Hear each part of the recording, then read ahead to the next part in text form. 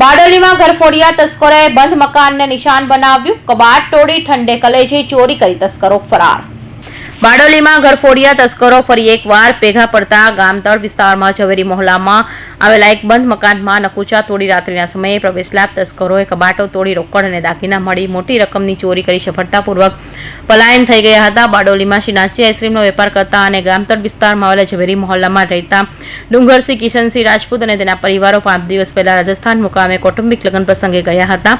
આ દરમિયાન ગત રાત્રિના સમયે ભેગા પડેલા તસ્કરો તેમના તાળાબંધ ઘરના પ્રવેશ દ્વાર, લોખંડની ગ્રીલ અને મુખ્ય દરવાજોનો કૂચા તોડી ઘરમાં પ્રવેશ્યા હતા.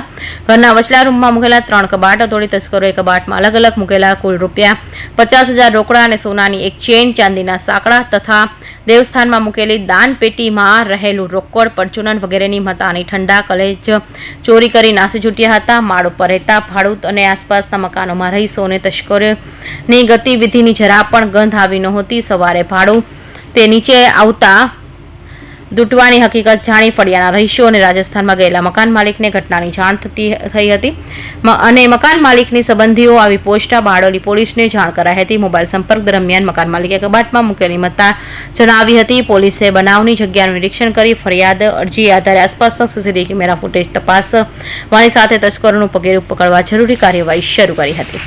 Bureau report, Hind TV news, Surat.